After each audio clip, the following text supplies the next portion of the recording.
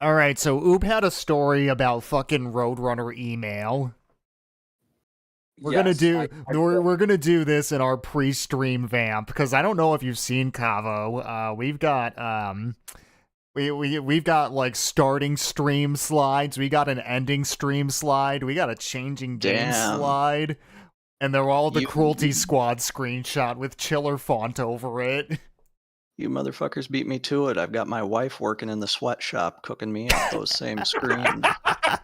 The Cruelty Squad screenshot and everything. Not with this Cruelty Squad screenshot. I don't know what she's going to come up with. It's probably going to look like some sort of Lynchian nightmare, but That's exactly what I want for our stream. Anyway, Roadrunner email. Yeah, let's just start this story halfway into it. Fuck it. So yeah, Roadrunner was Long just story getting into short. the history of Roadrunner. Were they ever anywhere else but like upstate New York, or was that just like our local thing before they got bought out by Time Warner? Or... That had to have been like a Time Warner thing. Yeah, it probably was. I had a Roadrunner email because I don't know. My parents probably made it for me when I was 12, so that I could like.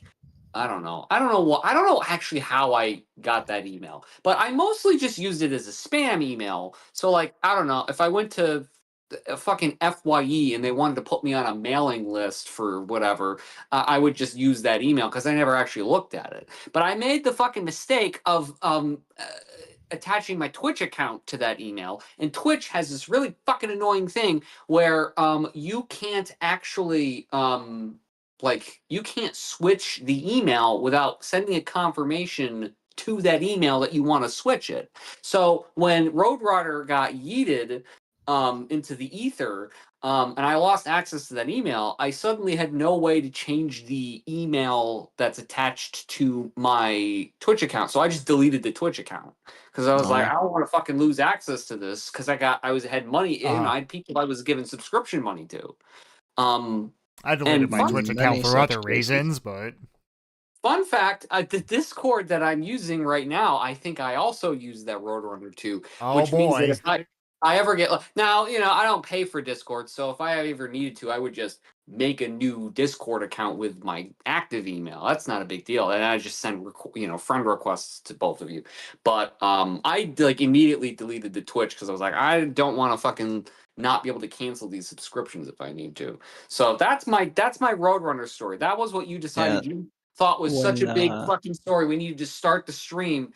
Also, since we're on YouTube now, we can say fuck Twitch. We can't. Well, I was always saying that, but well, we can't say that on Cavo's stream. Yeah, I probably can't say that. I've got to say I love Twitch. Why is that? I love Twitch bits. Are you like hanging Twitch bits from your fucking I don't know where this is going. I'm hanging Twitch bits from my bits. There we go. Thank you for finishing that. Anyway, well, thanks for joining, everybody. That was the stream. We had a great time. When Roadrunner switched over to Spectrum, they would, for a while there at least, spam you emails and be like, hey, you can switch your Roadrunner account to a stny.rr domain. Yeah, like that's standing for like Southern Tier New York or some shit. Yeah, and I remember my dad shat his entire ass about it because, like, that was his one and only email. So I had to set that up for him. Yeah, my parents had to do the same thing. My parents, who both used the same email. So anyway, is this guy's name just Fred, or did you name him that, or is this Fred? Oh, I named the dragon Fred because Limp Bizkit reference. I thought it was Fred Fucks, or maybe Freddy What Got Fingered. Hey, there's lots of great Freds out there that, if you wanna say that that's what we took inspiration from, knock yourself out. I like how Cavo's coming into this without any fucking context as to what's happening, because we're in the middle of Disc 2. Is this like an undub, or was the game in Japanese even when it came out in the US? It was even in Japanese when it came out in the US. Oh, that's neat. Well, and you'll find out when we get into the cutscenes that like this game has a sort of weird made-up language. That's only at the beginning and end cutscenes. Oh. Oh, well then I don't know. I don't know what's going on. I like how you can't tell the difference between Japanese and a conlang. Well, I don't speak Japanese. Neither do know. I, and I can tell the difference. I don't know. I use these things called my ears in collaboration with my brain. All right. I can see where the energy of this stream is going to be, I can see how this is going to go. So I've never ever played this game. I've played Panzer Dragoon and Panzer Dragoon Orta, but never this one. I've played all of the Saturn games, that being Panzer Dragoon Zwei, and this one. And this one is the only one that I'm remotely good at because I suck at rail shooters. So I think I gotta go back to Gorgeous right now. Oh, okay. Gash gave me the parts. I'm a fool. So we just go back to Zoa. Speaking of Twitch, I could probably mirror this on there if you don't mind being exposed. I do clientele. not want to be mirrored on Twitch, please. Alrighty. We are anti-Twitch. We don't like them. I want to have the freedom to talk shit about them if I want to. Yeah, we don't want to have our opinions censored. I want to have the freedom to call you a bitch for not talking shit about them. What now? I love Twitch. 'Cause you a bitch. Oh, whoops, I think I have to wait until night. But to be fair, if I had been, I've been trying to, we were talking before stream, I've been trying to, join Cavo's YouTube chats for the last couple days, and it just doesn't, I can't get through. One more reason why I love Twitch is because they don't decide they're going to arbitrarily censor my chat. Well, look, yeah, I also... If I was on Twitch, I know we can talk shit about YouTube while we're on YouTube, so we can just say YouTube sucks ass, too. Yeah, YouTube does suck ass. Oh, do I have to wait until morning? I guess I was mistaken. I suppose that makes sense. What other companies do we want to talk shit about? I don't know off the top of my head.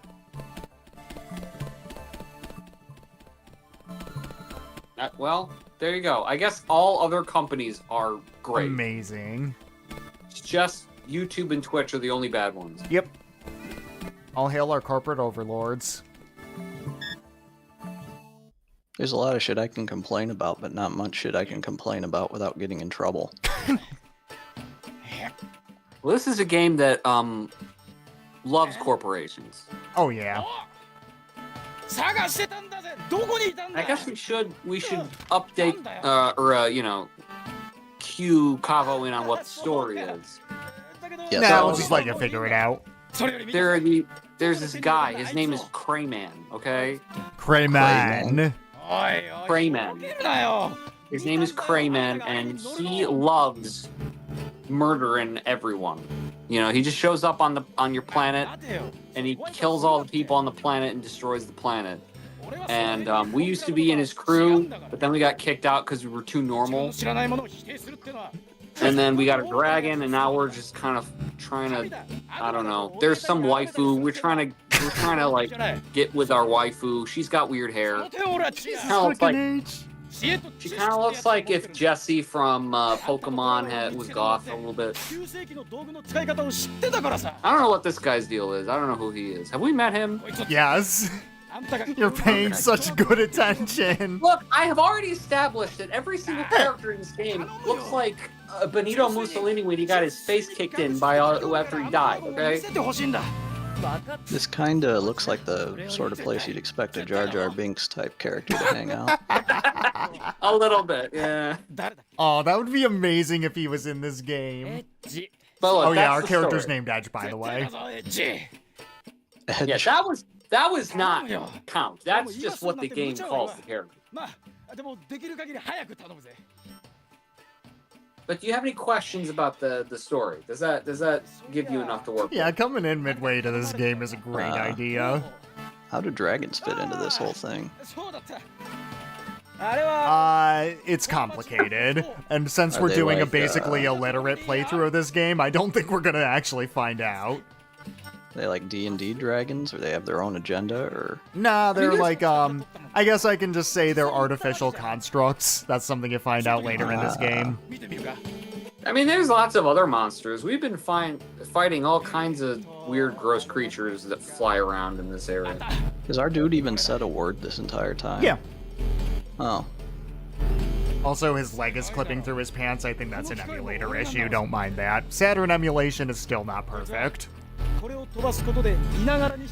Cavo, what are your thoughts about the Sega Saturn? I really like the Sega Saturn. I think it's a pretty fun console. I just wish that, number one, it did better, you know, worldwide. Number two, that we got more of the games in the US than they did.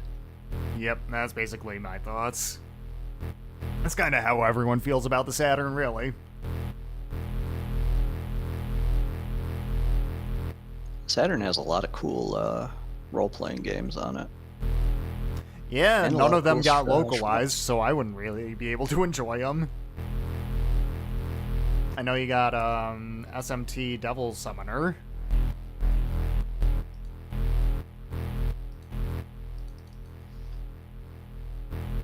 Is that weird buzzing sound the emulator? No, that's the game.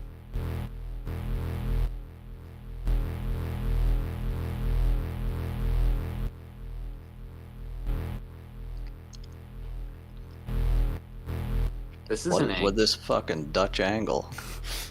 I think Has the it gone dragon. past the I think Dutch angle? Azel's dragon bumped the camera. It's more like a Norwegian angle at this point.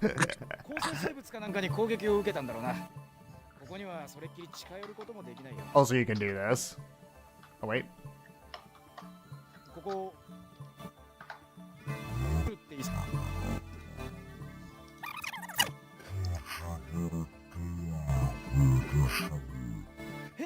What fun. ただ偶然塔が映ってた投資マンを町の人間に自慢してたら俺が塔のことを知ってるってことになっちゃって騙すつもりはなかったんだ Now, you know what game is kind of fun actually that I played, I think, a year ago or whenever, that got a translation patch is, it's one of the Shining Force games, but it's like a dungeon crawler. I can't remember. I've heard of the series. I've never played any of them.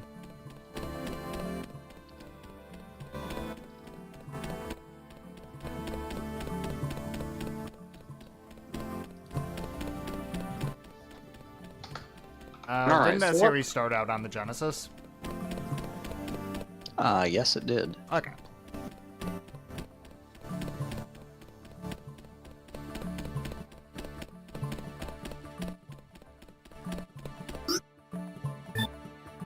So, just got to go to Caravan for a little side quest here, and then we're on to our next major dungeon. I gotta wait till day.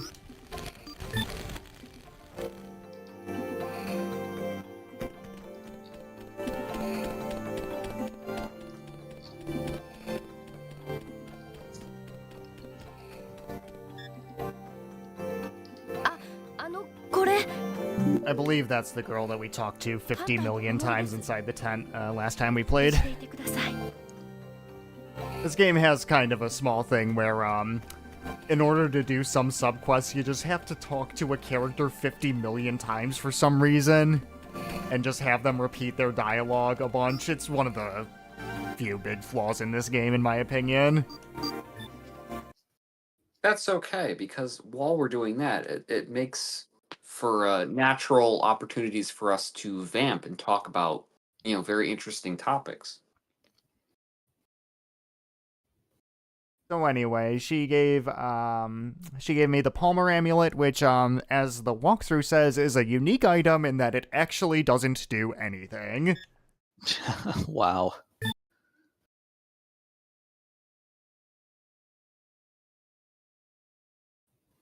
So where are we headed now? Uru. Or as I like to call it, Uwu. This is kind of a neat area. You got, Strobe Ocean. Yep. Similar to Gorgeous, but this one you visit during the day. Let me... Yep, I got the sniper equipped. Okay. Okay, you're gonna have to give me a quick rundown of the gameplay systems here. We'll get into it when we actually get into a fight. Right now I'm just, flying around and exploring. Alright, here we We're go. rolling around.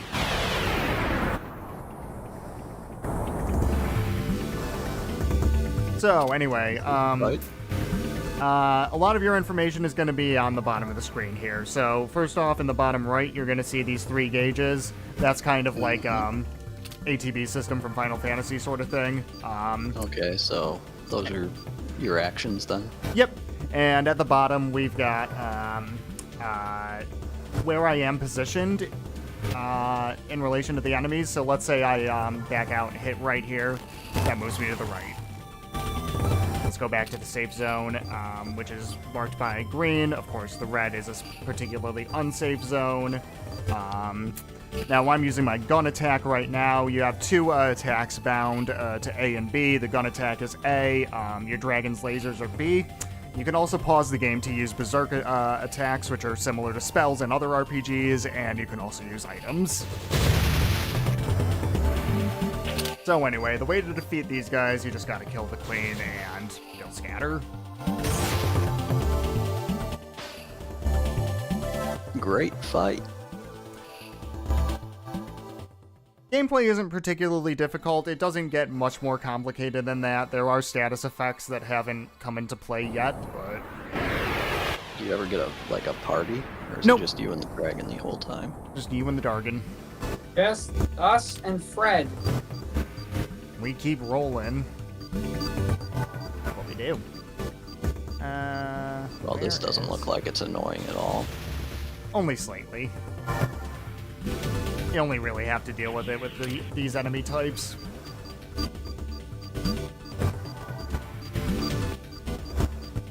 There we go.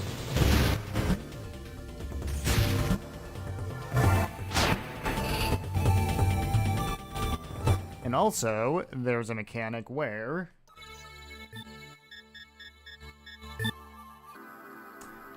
our dragon here, we can actually change his stats on the fly if we so desire. Ooh. I like to have my dragon geared towards agility, which is your turn gauges fill up faster, and attack, which is the dragon's lasers, as opposed to spiritual, which are spells, and defense, which is pretty obvious.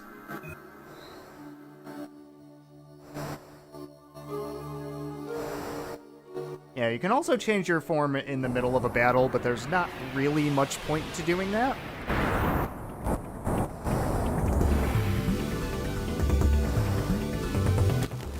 Oops, wasn't really paying attention. That's what I get.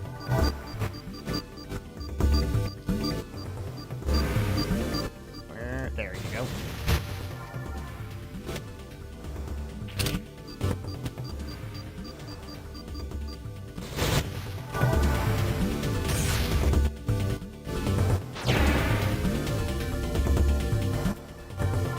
Yeah, every time you finish a fight, it gives you a grade, depending on how fast you did it, how much HP you lost, whatnot. And, your grade determines how much experience you get from the fight.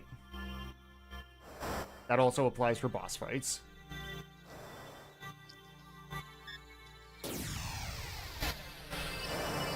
So how would you rate the balance of the game? Do you have to stop and grind at any point, or is it pretty much just like a smooth ride from point A to point B? Nah, it's pretty smooth. The end game can get a little bit difficult if you're not doing some of the side content, but I've never ground in this game. It's a pretty easy game, honestly. Yeah, we kind of have played a string of games that were either, difficult on purpose or difficult because they were shit. And so we were like, let's do something that... That's something that I know I can actually finish. a pretty firm handle on. All right, here's a new enemy type. Looks like there's only one safe zone. Yeah, do we want to talk about the fact that we didn't, we have since playing Croc realized that they were remastered Croc basically the same time we were playing it and didn't realize it? Yeah, I didn't even know there was a remake. I don't know when it came out. It was pretty recent, but yeah, I didn't even know that there was a remake. Mentioned that. Yeah. Oh wait, I can just hit these guys with my lasers. Okay.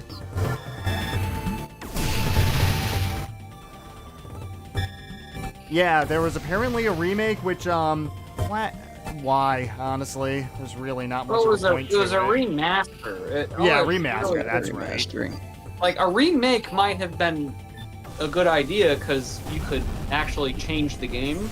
Change the mechanics, change the level design. Make it good instead of bad. That would have been my first note.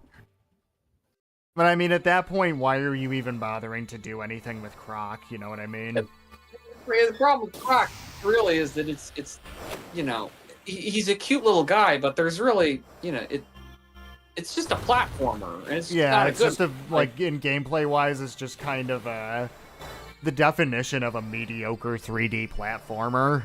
It's not like the story of Croc is that captivating. Like really, all the game's got going for it is it's got some cute character design, and I like the music.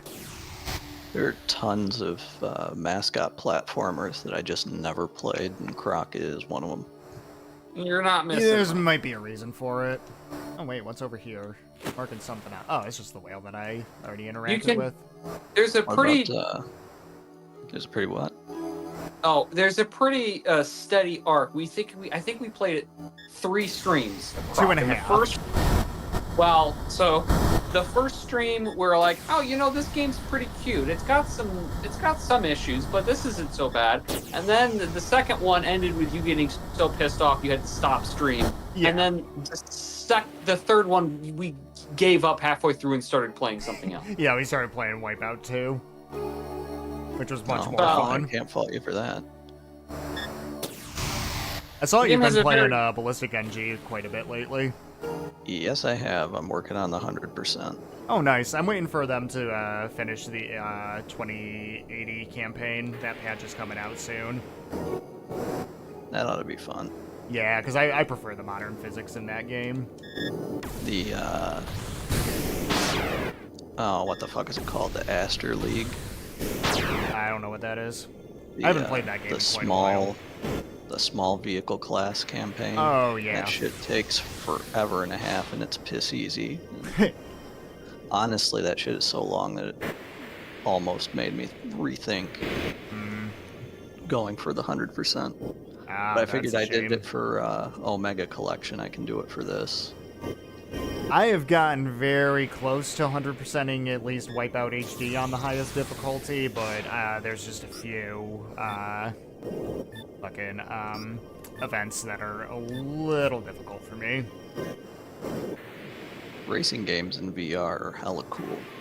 That's the only game I played in VR that's like, oh hey, this actually makes some sense in VR. Yeah, any type of racing game is usually the only reason I have to dust off any of my VR shit. There.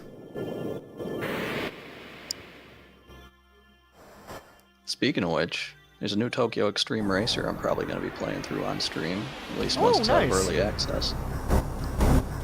Alright. Got a new sub-boss. Annihilator.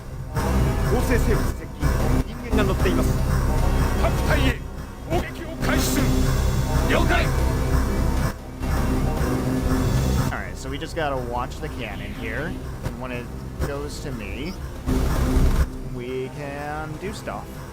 So hold on one second, just read it. Alright, so yeah, we can just sniper that weak point.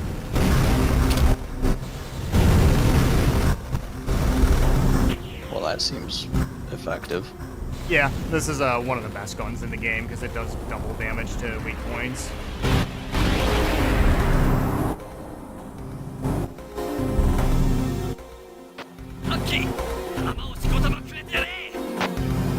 Safe zones.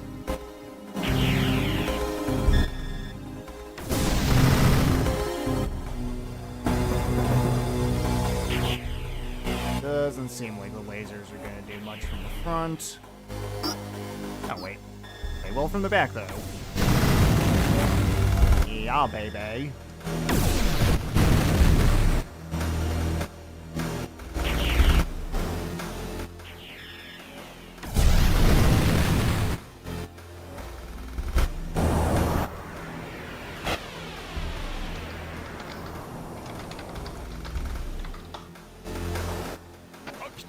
I think I've got a laser that I can just immediately use.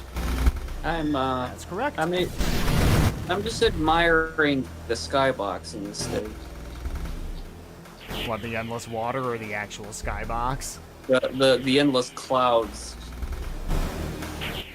I mean, you know, I mentioned Strobe Ocean. That's not really a new observation.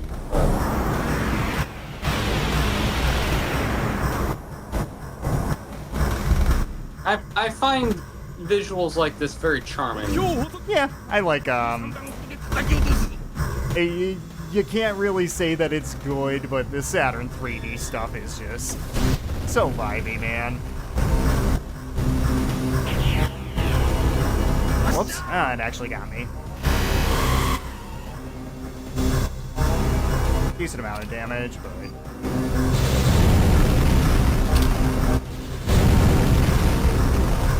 we got this in the bag.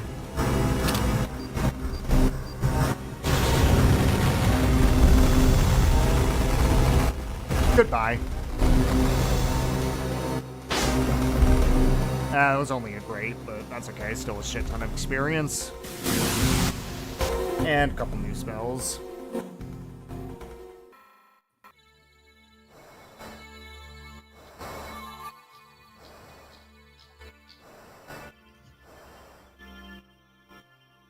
Is that just... yeah, that's just the passage back to where I was.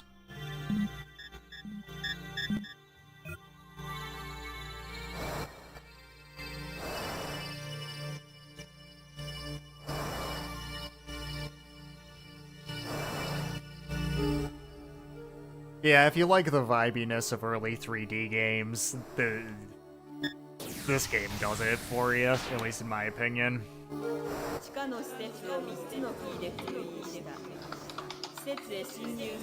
I like that the dragon occasionally goes Fuishna.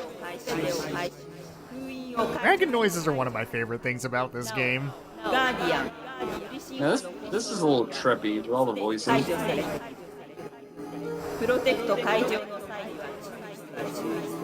A really funky delay that they got on that voice. I like it.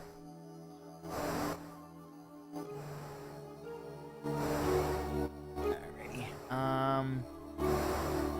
Think. Go back now.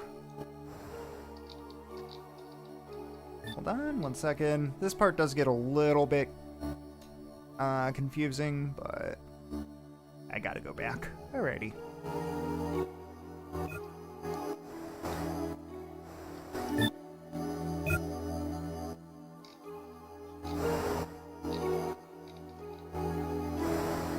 And if there's any items around here, doesn't look like it.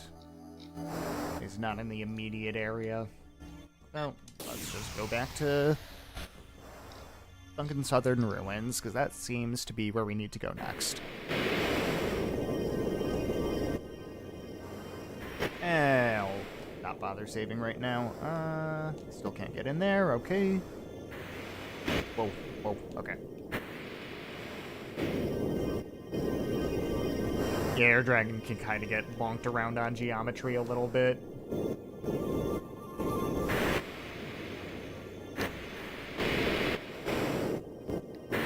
This would be a hell of a game to play while tripping on Shroom. That would be something.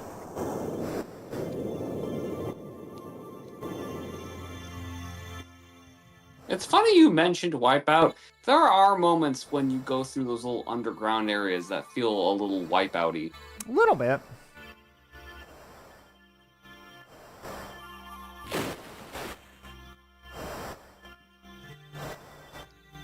Southwest of the passage entrance, so over this way. Yeah, I think it's over here-ish, maybe? Isn't this northwest? Yeah, I'm just flying around in this general area. There we go. At least I'd assume that line on the top of the compass means north. プロテクトキーのキーコードを入力してください。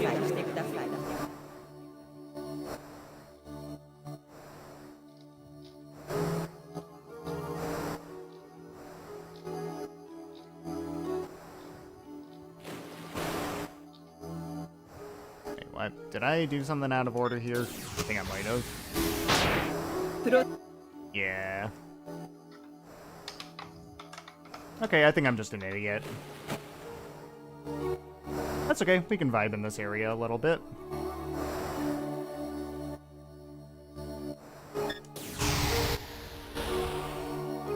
Any good podcasty conversations? Any crazy shit been happening to y'all lately?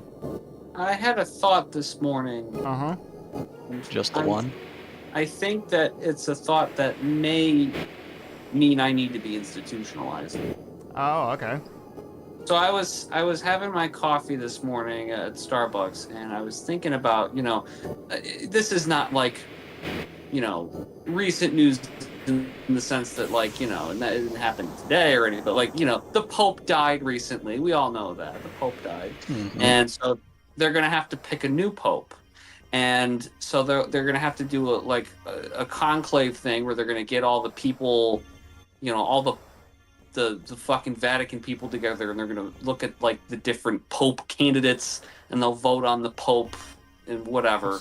But I was thinking, like, what if somebody made, like, a conclave-ass kind of, like, thing where it was all the like, papabili are all, like, Sonic the Hedgehog characters? What the fuck is wrong with you? Where it's like, they're like, who should we make Pope? Should it be Silver? Should it be Knuckles? Should it be Shadow or Tail? Well, And they do investigations to see how many kids they've all touched or whatever? no, this is a matter of some scholarly discussion because I think you need to have been a cardinal in order to be the Pope. Although there have been a couple of popes throughout history that weren't cardinals prior to being pope.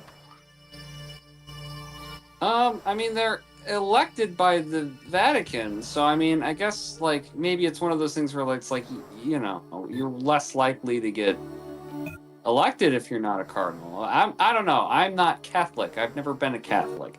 I feel like if I was a Catholic, I wouldn't even know because this shit's confusing.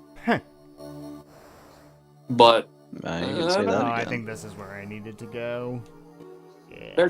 there's talks that maybe the next pope will be black. They'll have the first black pope. That would be fun. I'm sure everyone will react normally to that if that happens. I was thinking earlier, like, how Vice President J.D. Vance posted, and he was like, "Oh, I can't believe that the Pope is gone. I just saw him yesterday." Blah blah blah. What if the Pope actually died, like, that day, like on Easter, and the papacy people, they were just like, "Oh fuck! If he's gone, that means we've got to meet with him." So they just did like a Weekend at Bernie's type situation. I mean, I wouldn't blame him. You think that the Pope willed it into existence? You think he met J.D. Vance and was like, "Oh, fuck. I gotta get myself to the one place this guy will never find me." Heaven. Exactly, that was the joke. Ugh.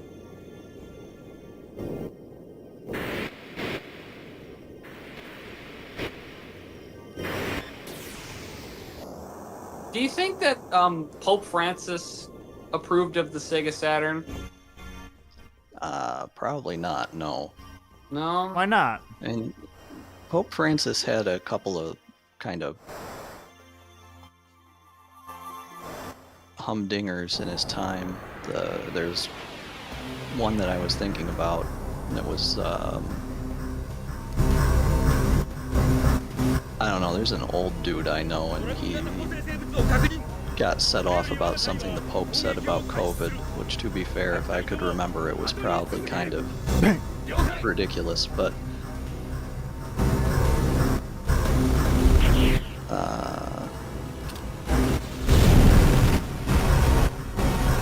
I'm gonna see if I can't find what Pope Francis had to say about video games, because I'm pretty sure he had a couple. This sounds like content. You think he was like a Jack Thompsonite? You think he's like, video games, they lead to corruption, masturbation. You like somebody showed the Pope Dead or Alive, and he was like, You think Pope Francis knew about Honey Pop? We can only hope. Do you think he had any kind of papal wisdom he had to share about Honey Pop? Yeah, I mean, everything that I've seen is just him being like, oh, the young people are on their ass playing video games. They gotta get out there and do the Lord's work. Yeah. I mean, I am doing the Lord's work. I'm playing fucking Panzer Dragoon Saga. The Lord wouldn't have allowed this game to exist if he didn't want me to play it, right? Ah, yes. That old logic. We could be volunteering at a soup kitchen right now, Count, but instead we're wasting our lives playing these goddamn video games. Yeah, what can I say? Just want to play video games. Everything else is really lame. I always think it's funny. Well, I say always like it happens all the time, but like, you know, like the discourse that's going on about like, oh, is the next pope going to be more conservative than the current pope? Is he going to be more progressive? What's his politics? And I'm like, it's the fucking pope. They're going to be anti-gay marriage and anti, you know, birth control, and they're going to be conservative. It's the fucking Catholic Church. How meaningfully political I mean, I know Pope Francis was political, but like, you know, it's just, I think people often do not take for, you know, I think people often take for granted how conservative Pope Francis was about a lot of things. I'll be honest, I don't know shit about the popes. I don't really pay attention. I seem to be fairly progressive in the grand scheme of the papacy.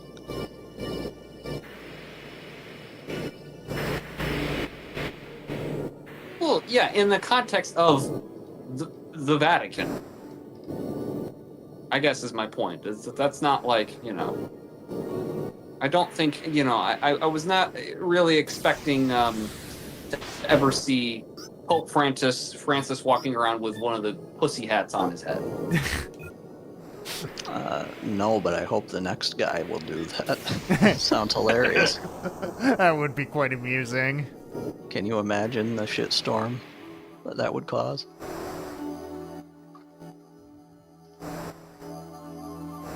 I don't think we're.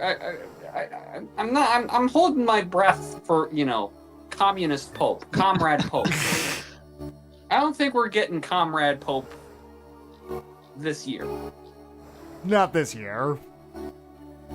I want ANCAP Pope. That would be even better. All right, we've elected the next Pope is fucking Jordan Peterson. Oh, Jesus. No. No. I'm not sure where I'm going. What they just pick some random civilian? Like, all right, the next Pope is gonna be Dave Chappelle. Yeah, why can't they pick the Pope like the Dalai Lama? They just go scout the earth for, like, young people. And, I don't know, give them a good pat down and be like, yep, this is the one. Hard fucking. Look, this is a little bit out of left Well, field, yeah, but I mean, I didn't think we were going to mention what the Dalai Lama was doing to all those kids, but Listen, I'm just being honest. That shit be happening. Listen, I know this is a little out of left field, and this is maybe, breaking from the tradition of the Catholic Church, but I think, the Vatican this year has actually voted to make Wooly from Best Friends the new pope. You know what? I should. Shocking. Breaking news. As opposite of this thingy. Yeah.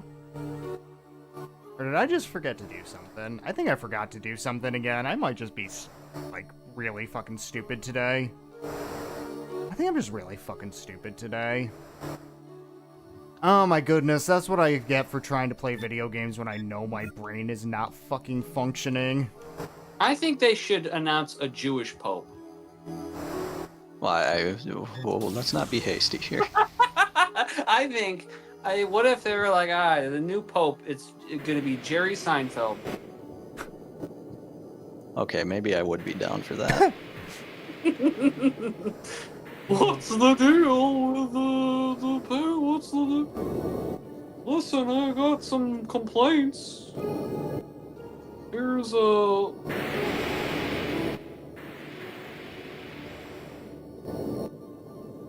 I'm going to be talking less about abortion and more about what I think is appropriate discourse for stand-up comedy these days. Let me see. Do I... Probably It's not should've just checked you already. whose brain has been fucking misfiring this week.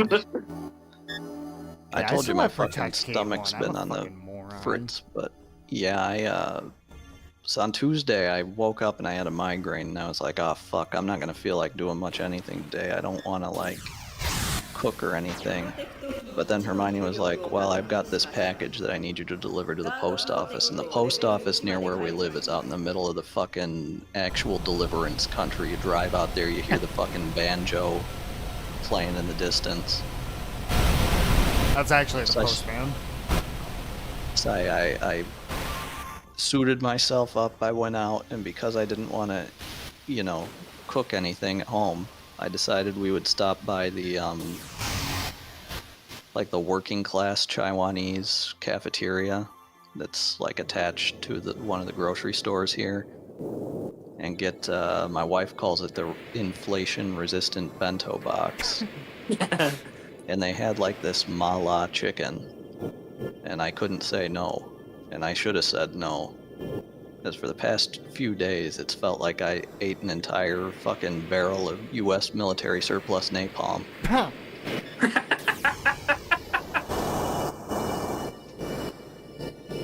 That sounds great. What are you talking about? Alright, let's see if I can actually play... Okay, yeah, the skybox changed. That's how I know I did the right thing. That looks good. I like this. Yeah, this Also- Sunset skyboxes in this game are fucking vibey as shit, dude. I love it. Also, I just want to say, Count, Cabo and I know nothing about this game, and I'm willing to bet anybody who stumbles upon this is not going to know anything about this game. If you're fucking shit up, just pretend that you're doing everything right, because we will not notice the difference. That's my advice. But I have to Just let fake- everyone know that I'm a moron. Fake it till you make it. If I don't tell everyone that I'm an idiot, then how will they know? Well, trust me, they will know. Okay. Something will, we stream for usually at least an hour and a half to 2 hours. That's plenty of time for probably all three of us to say some stupid shit, really.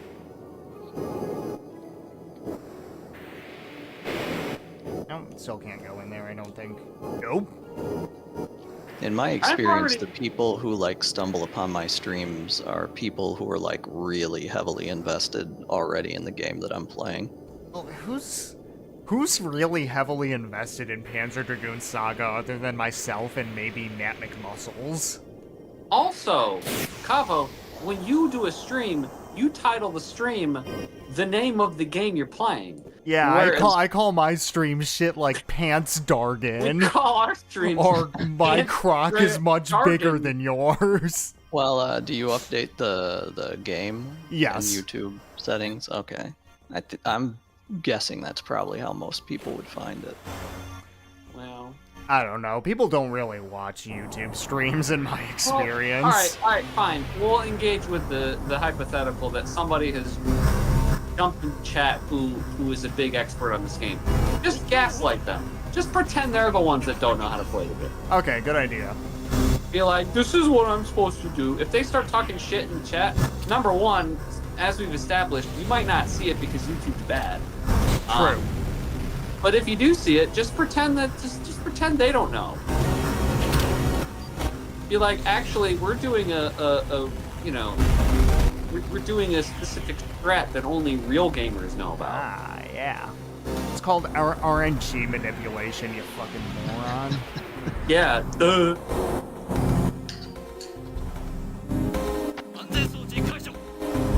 I'm not Crayman. Stop calling me Crayman. We're doing an all NPC run, okay? That's why we're doing it this way. You What, know, an I've all streamed enemy for, run? I'm like, certainly not doing that. It's a genocide run. We're trying to kill every single bug. if I don't I have like the look at patience my for that. Twitch dashboard, I think I've streamed for like 30 some hours this month. God damn. And the types of people that come into my stream, they always fit like a certain bill.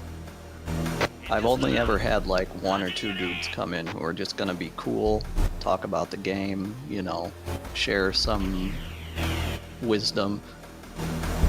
Sometimes I have dudes pop in for like 5 seconds, like when I'm playing Wizardry, and they'll be like, you allocated this character's stat spread marginally incorrectly. I'm like, yeah, okay, that's fine. I literally right at the start of the fucking game.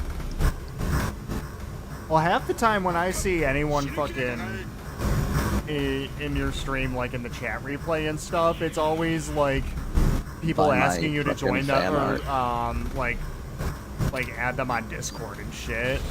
Yep, that happens all the time.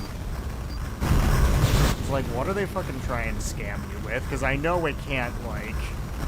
I know that has to be a scam. I just don't know what they're trying to pull. Yeah, I don't really care to find out either. Their names are all the same too. It's like woman's name followed by sequence of numbers. Love that shit.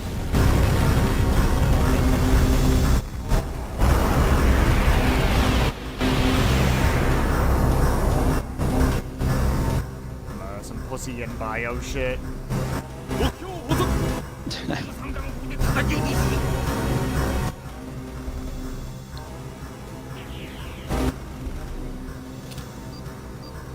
I had a guy come in earlier, and he was like, "You look like James Newton."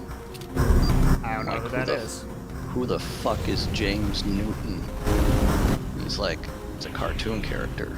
Like, you mean Jimmy Neutron? Like, yeah, that's the one. Well, okay, James Newton. First of all, How do you no, you look like don't. Jimmy Neutron? That's Yeah, what I said. I first was of all, like, no, is you my don't. head really that big? The dude was like, You yeah. got your hair in the fucking ice cream swirl style. Jimmy Neutron didn't have a beard and glasses. Like, what is... you're white and you have brown hair. Yeah. That's about as much as you have in common with Jimmy Neutron. Oh yeah, you're just like James Newton. I'm sorry, yeah, James Newton. I got excited for a second there. I was like, oh damn, James Newton. I wonder if he looks like Ryan Gosling too. Oh shit, I, ton of experience for that one. The funniest, like, you look like a person situation I've ever been in was I was on a dating app once, and the girl told me that I looked like Prince. What? Which, you know, I know I'd take that. I don't. Well, so would I. I wasn't offended, but just so anybody who's watching this knows, I am a white man. You know, a Caucasoid, if you You will. got an FMB cutscene, by the way.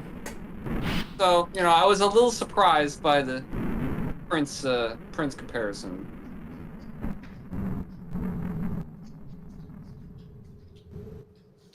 One time a friend of mine said that I look kind of like, Lane Staley before the heroin took him, but I realized not too long ago that, I look like, the singer of fucking, the Spin Doctors. Yeah. Like, Yeah, a little bit. especially when I let my hair and beard do their thing. The one that I always got in high school was Eric Foreman from that 70s show. That was funny, because people said that I looked like Hyde from that 70s show, because I used to have an afro. Yeah, that makes sense. I mean, I got a lot of Topher Grace and a lot of Tobey Maguire, which I could see back then. I could see the Eric Foreman comparison. I never really understood the Tobey Maguire thing. I don't think I look like him either. Hello. Oh, that was the guy that shot our captain. Well, he seems like a happy guy. I had a guy at a mechanic shop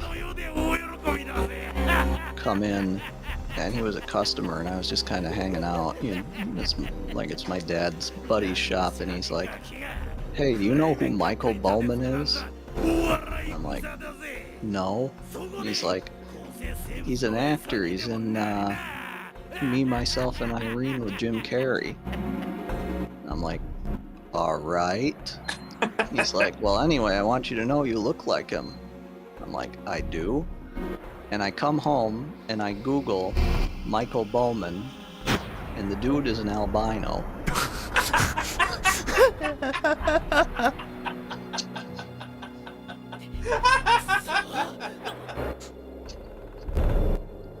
Man, people gotta stop telling people they look like celebrities, okay?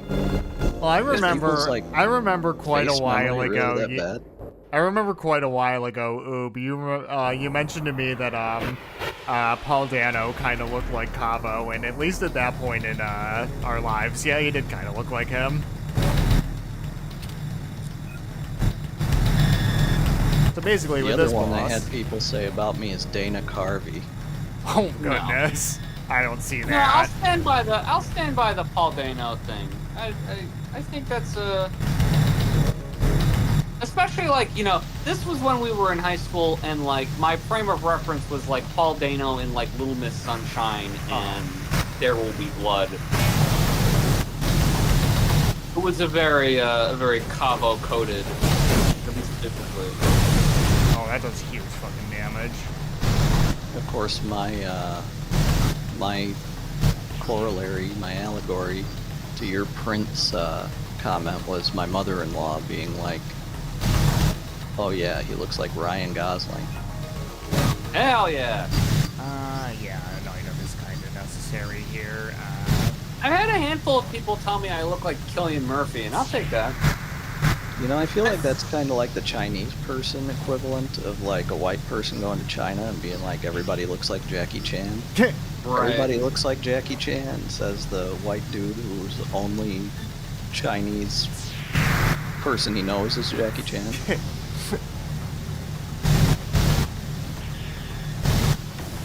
Walking up to a random black guy on the street, man, you know you remind me of? You look like Denzel Washington. Oh God. Thanks. He's got like dreads. Alright, so you gotta take both the engines out, so that happens.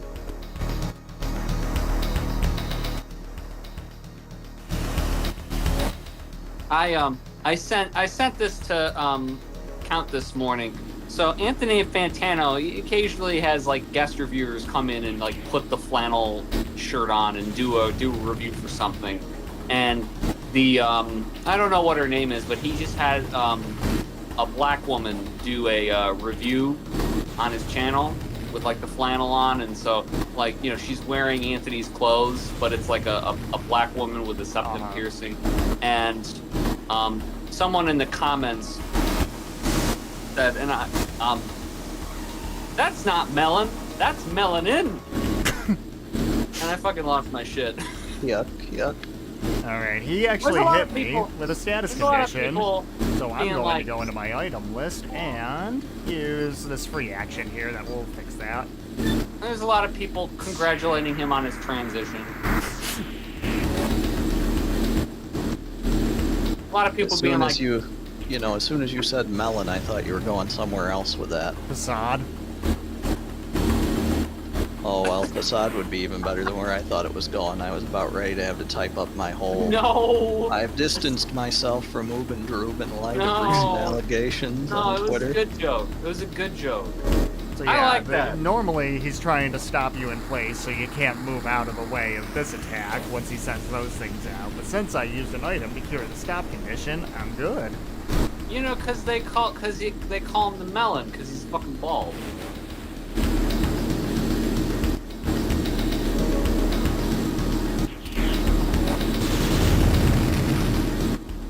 I know Cavo's not a big fan of Anthony Fantano. I believe your words were, I don't know why the fuck anyone would take him seriously.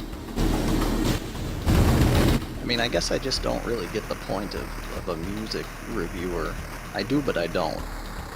I mean, I don't particularly take what he says seriously, but I don't know. Sometimes I find his opinions interesting, I guess, you know what I mean? Well, my broad opinion about criticism, like, of any kind of art form, is that the point is not to agree or disagree. The point is, like, if you have enough of a frame of reference for the reviewer's taste, even if they're describing a thing in negative terms, if you're like, okay, I know, I understand what this person likes enough to know, like, why they may or may not like this thing. And that gives me a good idea of, like, you know, what to expect from it. Or, like, you know, right. It's more, you know what I mean? Where it's like, I've had, like, movie critics or stuff like that where, like, they'll not like the movie, but they'll not like it in a specific way that tells me, like, I think this is still worth watching or whatever. Yeah. And generally, I find his taste agreeable enough with my own when it comes to some things that I can get some decent enough recommendations from him sometimes. Well, yeah, sure. I mean, it's entertaining to hear somebody chinwag about stuff that you're, like, mutually interested in, but at the same time, I don't really like it when people boil down, like, an entire creative project or endeavor to just giving it, like, a review score, which I know he, you know, goes into what went into the review and everything, but after you take it far enough, like, this is the same problem I have with, like, IGN and GameStop and everything, is everybody only ever gives a fuck about the number. Uh-huh. Mm-hmm. It's one thing I always liked about the zero punctuation reviews is he wouldn't do that. He would just, like, say what he thought about it, and then, you know, that's that. Right. Well, it's not zero punctuation anymore. It's I know. Now it's legally some other distinct. It's kind of funny, like, you know, the sort of end state of what you're complaining about is, like, Rotten Tomatoes, where like, a movie will come out and it'll get a score. And what's funny is if you go through a Rotten Tomatoes, like, you take a movie and let's say it's got like an 80% or something. If you go through and you look at all the reviews that make that aggregate, sometimes you'll have critics that don't have, like, a score system. And so the, like, Rotten Tomatoes is actually, like, interpreting this as, like, oh, this is a good review versus this is a bad review, but there's no, like, score to indicate, like, you know, this was, you know, holistically negative or whatever. Mm-hmm. So, like, it's all horseshit, I guess is the point. But I guess, like, criticism as an art form, like, I think that, one, like I said, you kind of have to have a frame of reference for the critic themselves. Or, you know, at least you have to kind of take into consideration, like, you know, what's the tone this person's taking? Is this seem like a healthy way to, you know, or an unhealthy way to be engaging with this? And also, I think that, like, a critic's job is also to, like, consume way more stuff and to kind of, like, in the process of reviewing it, expose people to, like, things they might not have been aware exists, you know? Yeah, I think that's a pretty good way to use your platform as a critic or a reviewer. And that's where I would put a person like an Anthony Fantano, I guess. Like that's But what the thing I have is, okay, literary criticism, for example, I can definitely see that being an art form, but has there ever been like an H.L. Mencken of movies or video games? Like, a lot of people would be like, oh, Roger Ebert, but Roger Ebert has not, you know, he's not like infallible. I think And with at movies, the same time, like, yeah, he does give context for the things he says, but a lot of the times, in my opinion, he was just as out in left field as a lot of his contemporaries.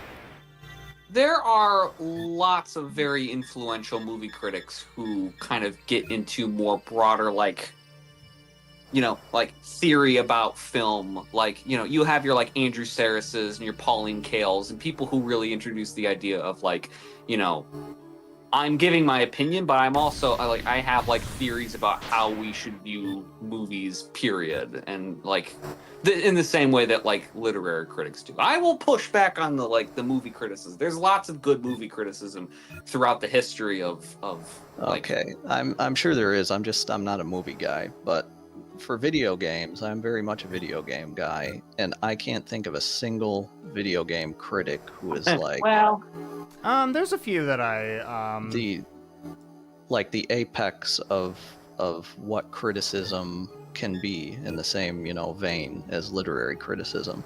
Because for video games, that's almost like borderline impossible. You'd have to be like a hardcore mathematician. You would have to be, you know, a film buff. You'd have to be a literary scholar all at the same time in order to like do games particularly well.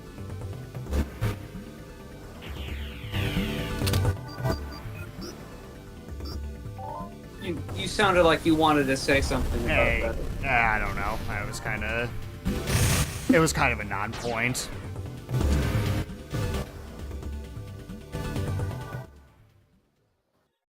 Well, I think that I don't know. Video games are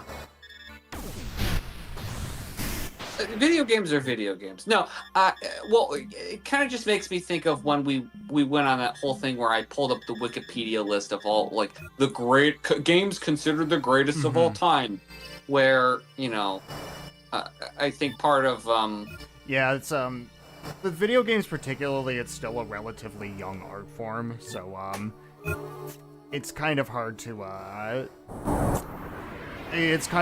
say exactly what the conventions of criticism for them should be, at least in my opinion. That is true. I guess there are games that sort of lean more heavily into one aspect of the medium than others. I think probably the most conventional, or well, the most sort of worthwhile lens to criticize a game through is through the lens of like the mechanics, the actual game systems, because that's what makes a game a game. well, and I just think, oh, go ahead. This was another thing that I just want to throw out there to say is like, I don't think there's ever been a video game that is like 100% artistically like there. It can't really stand up to the greats of film or literature or even music. I don't know if I agree with that. What would you consider? Because I have a list of titles that I might consider, but I still don't know if I'd put them up there with like, I don't know. I mean, just off the top of my head, Dostoevsky or something like that. Just off the top of my head, I mean, I can only go with personal opinions because I'm not very much of a, I'm not very much into very many other media forms other than video games and music, but just off the top of my head, Silent Hill 2 affected me very deeply on a personal level. I think that Siren is that's on my short list for sure. I think that Siren is an incredibly well-considered game where everything about it feels like an intentional decision, and its existence as a video game is very integral to its identity, where It just would not make any sense for that game to be, you know, a movie, a book, something else. That's one off the top of my head where it's like, this, I might be comfortable calling this a masterpiece.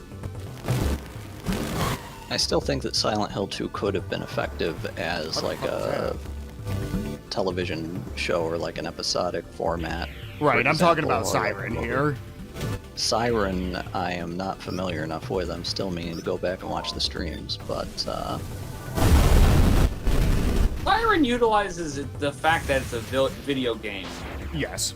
It really does explore, like, the interactivity of you as a player in a way that does feel like it crosses that threshold a little bit more. I mean, I think that part of the problem with video game criticism in general is just that the institutions that have, you know, broadly provided, like, you know, your publications, you know, your IGN, your Game Informer, all the all the people that video game consumers have complained about for years, they've never treated their criticism as like criticism of art. They've always treated it as criticism of a product of like, you know, it's been very commercially minded, and video games there more are people expensive. out there that are like criticizing video games as art, especially like, you know, out there in the YouTube space, like yes, that's what I was gonna Gervais say. is one that comes to mind. That is a that's very, very modern, though. That's like maybe the last 10 to 15 years. Here, I'm sorry, I got kind of distracted by the conversation, and I don't know what I'm looking for. E3, do I have it already? Keep going, I just kind of... But yeah, like I that did type not. of criticism, A, is very, very modern. It's very, very new. And B, it's south of the often Black Ruins. it's often done independently. It's not done through like It's not like there's a New York Times video game review where you have people really seriously thinking about video games. You know, and like I guess video games are more commercial. They're designed. You know, it's for one thing, a video game just is more expensive than a book or going to a movie theater to see. You know, like even if you bought a really nice Criterion DVD, like that's not as expensive as the average video game is, depending on what product you're looking. Like, and so like, you know, the video games are a much more. They're thought of as a much more commercial product, and in some ways they are kind of a more like mass media commercial product that kind of interferes with just the attitude of it as an art form. And I think that fucks up everything. But you know, we might, with time, get to a point where there's quote unquote serious criticism. I need to go back this way. I'm an idiot. It's funny for me to think about like back in like the whatever, when books were invented centuries ago, that there were people who were like book critics. You know, complained about them the same way we complain about video critics. Literary criticism, am I right? Ha ha ha.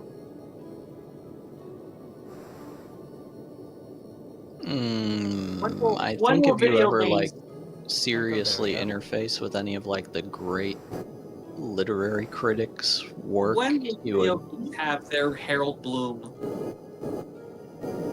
It would be like very difficult to refute what is being said. But if you are going to refute what is being said in the video game space, it's generally pretty easy because there are so many different ways to interpret and analyze video games. I don't see how that's any different from literature. That is true.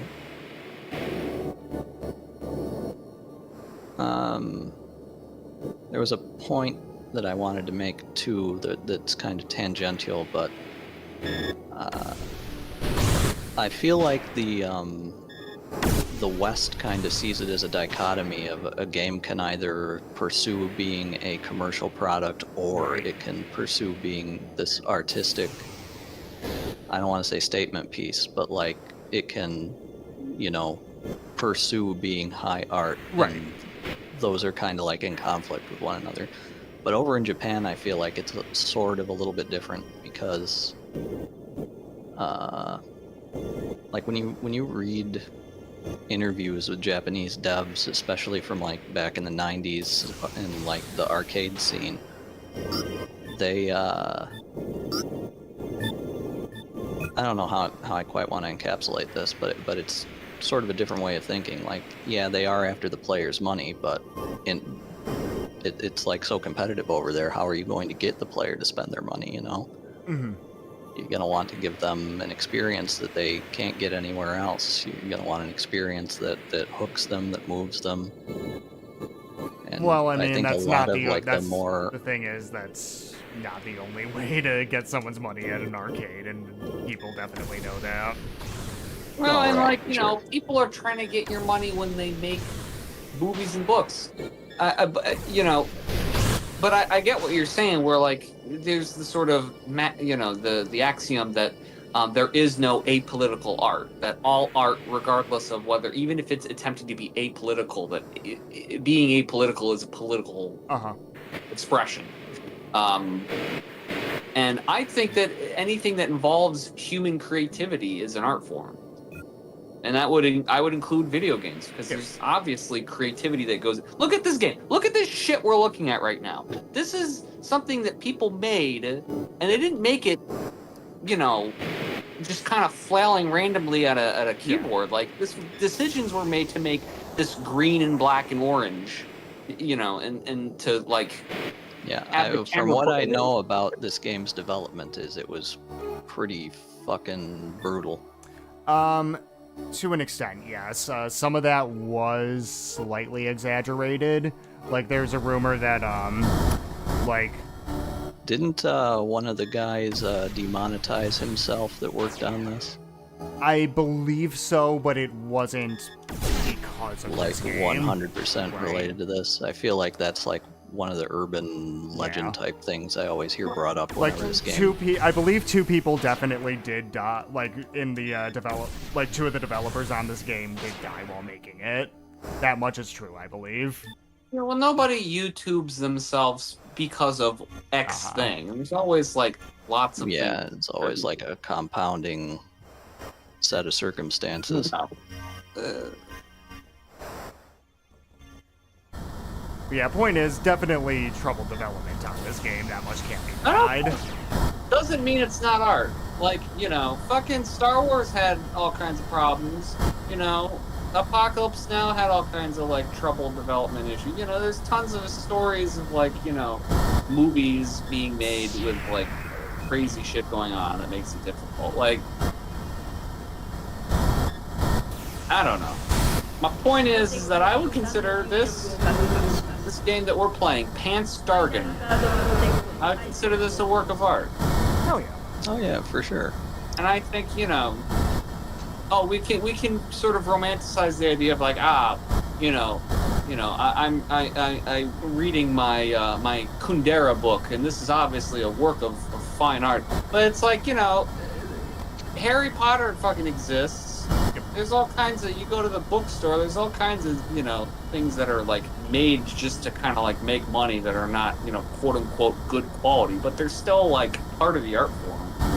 I feel like Just context as much as- is pretty important for video games too, as a medium, because like a lot of these gameplay systems that come out, they're not necessarily new. They're all very iterative. But you have games like this that have kind of idiosyncratic gameplay, and they're pulling elements from like rail shooters and other that's a big part of genres. That's a big part of why I love this game. Is like the even though it's not particularly difficult, there's really nothing else out there that has a battle system that like feels like this game. And that's also like kind of the cool shit that I'm talking about, that's sort of born out of this arcade lineage that you see among Japanese devs, because like, I don't know, in the West, when you think about an art game, you're probably going to think about like a walking simulator, or you know, like What Remains of Edith Finch or Obra Dinn. Not saying those are bad games by any stretch of the imagination, but at the same time, like, if you're going to ask a gamer the question, if you're going to ask somebody that's more familiar with other art forms what's more artistic, they would probably say, yeah, What Remains of Edith Finch is definitely a more significant and, you know, poignant and you know, it touches me more than a Panzer Dragoon Saga. But somebody who grew up with all the stuff that went into Panzer Dragoon Saga is probably going to see Panzer Dragoon Saga and go, fucking, yo. Yeah. Well, no, shit this is game. cool. No, honestly, like this game does have. Well, we'll get to it later, but this game does have a story and an ending that does kind of hit me in that place. You know what I mean? Look, there are parts of the story of this game that are on crack, but it is a story, and it obviously has, like, you know, something to say, because you have all these characters being like, yeah, the big meanie came and fucked up my area. It's like, you know, I mean, that's stuff that happens in real life. There's, you know, points that could be made about that. I mean, I don't know how deeply the people who made this were thinking about it, but it's like, this game has opinions. It has a perspective. And I don't know, I think even just the simple act of, like, you know, how much thought you think into, like, you know, making the controls effective and easy to play. You know, the amount of care you put into the actual game experience, like, there is some sort of expression that goes into that. You know, the sort of thoughtfulness of thinking, you know, putting yourself into the mindset of the player, you know, is an attempt to connect with the player in a weird way.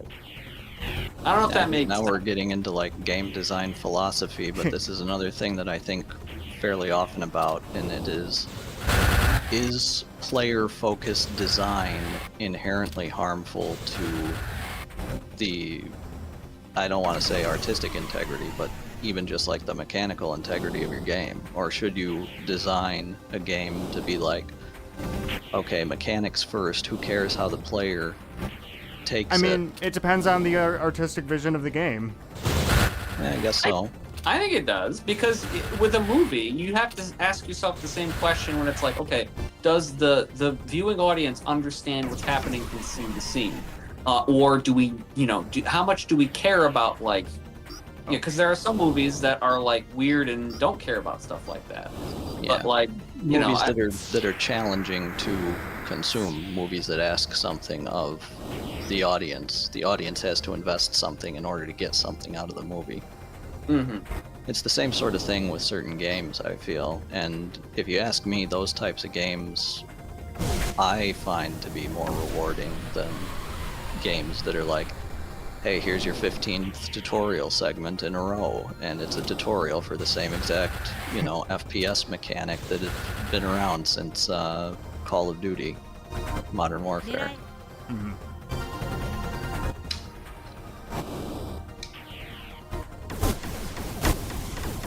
I guess what I'm trying to say is I find the infantilization of the player to just dampen the artistic integrity of your product. Well, I mean, there's a difference between coddling the player and taking them into consideration. I don't think it's a binary. I don't necessarily think it is either, but also, like, when I think of the best examples of, like, some of my favorite games, they don't give a fuck. Dark Souls, yeah, it has a tutorial where it'll walk you through and everything, but if you're looking at something like, I don't know, a fighting game, that's an easy example. Or like that's a big part of why I personally can't get into the fighting genre. Like, there's no, your hand isn't being held, they just, like, dumped you into the lion's den and they're like, alright, you are either gonna figure it out or you're gonna go somewhere else, kid. I think that fighting games are art because if you go on to DeviantArt, there's lots of drawings of the women naked. That's part of what makes fighting games cool, though. Especially, like, games that are complicated, that have a meta, that have, like, this ongoing meta-narrative. No, that's something I find interesting, is that there's definitely an artistic expression in the mechanics of fighting games, especially, is one of those places where it's especially apparent. Yeah, for sure. That's one of the things that's really cool about video games, too, is because they, you know, they can allow for individual player expression or team expression, kind of like sports can. There's like a whole artistry to what it means to be a good sports ball player. It's the same sort of thing with video games. Yeah, I feel Well, you. video games will inevitably start to influence other art forms as well, and then these conversations are going to become much more like interconnected, where like, you know, people are going to start making movies with you know, Uh-huh.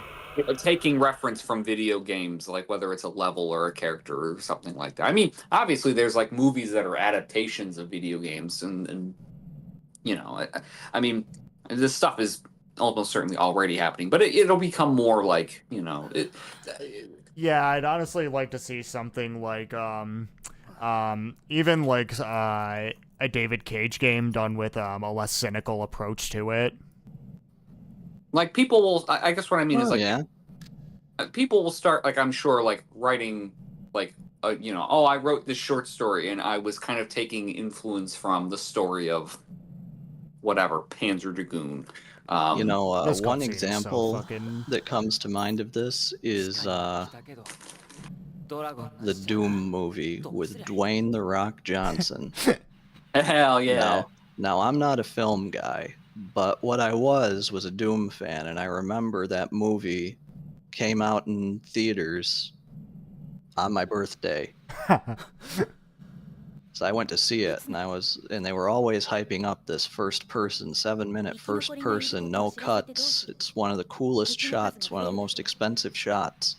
And they were hyping it up the whole movie, and then it just happens, and it's like, really? That's it? That just feels like a screensaver that you would have on That Windows was just 95. a bunch of fancy walk cycles. Yeah, literally that. But then, like, that whole concept.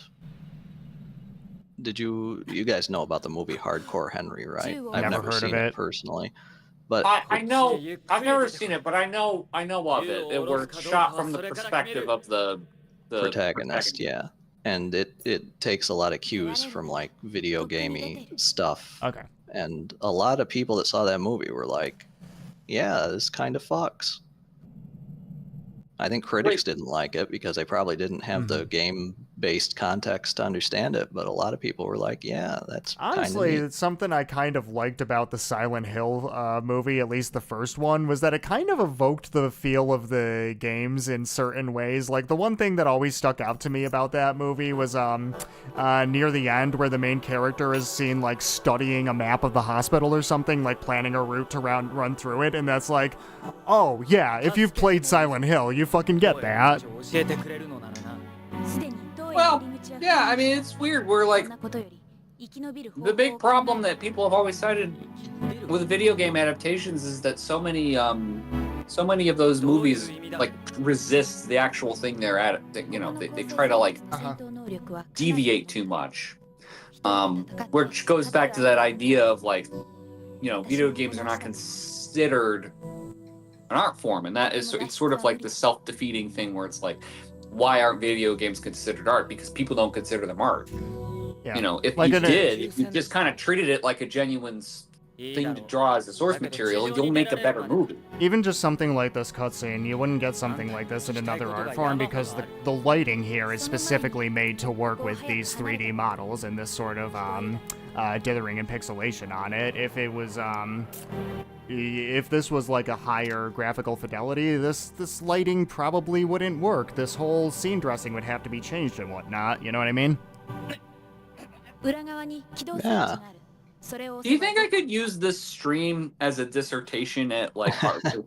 I mean, I think if nothing else, this is an interesting discussion.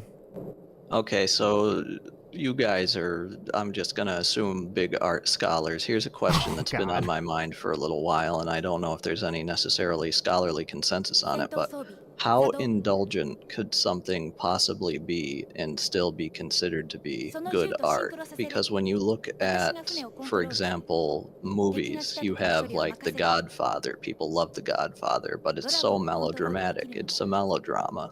I mean, I don't think that there's even any specific definition of good art. I don't think that good or bad art exists. It's just stuff that affects me and stuff that I couldn't care less about. You have When you unlocked. hear people like talk about classical art and they'll be like, oh, you should avoid the genres of excess, like pornography and melodrama and whatnot. Yeah, I don't agree with that. Yeah, I You don't are think I agree with it unlocking either. many branching thoughts in my head right now. So, first off, the self-indulgent thing. I mean, you could go all the way back to like the toilet that Duchamp made. And be like, the whole point is yes. it's So to sorry, start but a I am going to conversation. talk about the game here. This is one of the more interesting parts of the game because I don't have a dragon. I have this What the hell is this? Some sort this of fish Pingus with vehicle. rickets?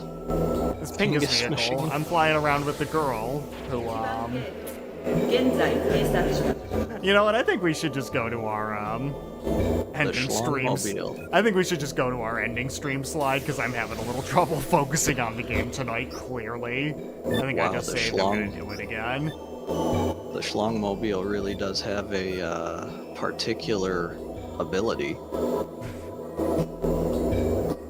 But yes, there's a lot of art that exists to be in conversation with itself and ask the question, is this art? You know, there's like, I mean, you could look at any number of like, what's that famous art prize they have in England where it's like like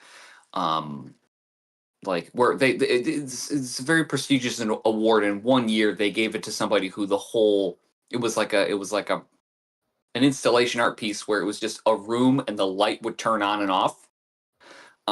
Like every 3 minutes the light would turn off and then it would turn back on in 3 minutes, and that was the whole.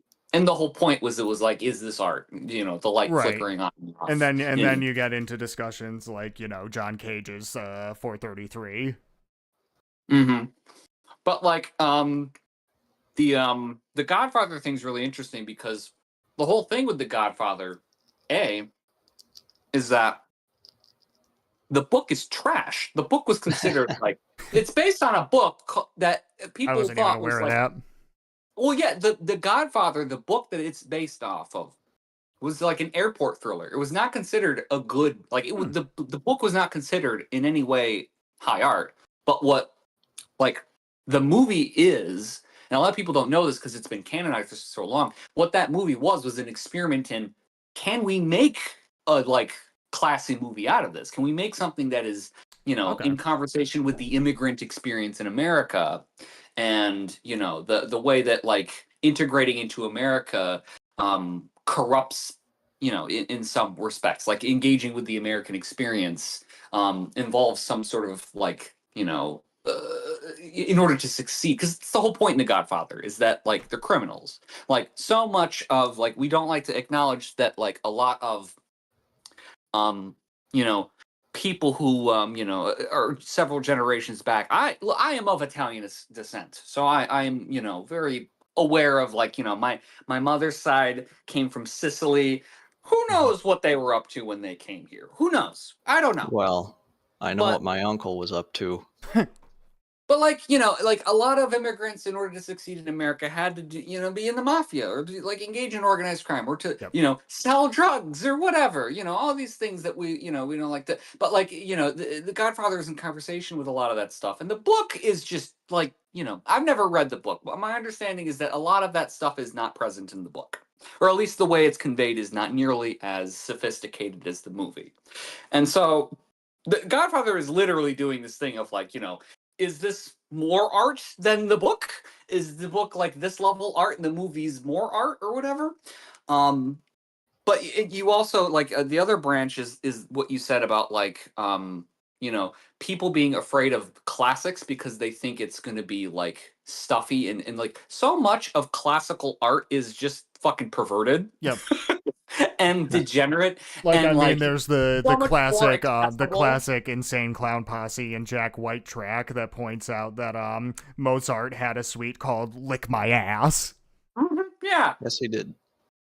You know, if you read like, you know, if you read James Joyce or you read Faulkner or you read, you know, Shakespeare, it's all about fucking and gay people and, you know, all kinds of crazy shit. Like, it's not. I think It's not that Faulkner's a little bit more contemporary than Shakespeare there, my guy.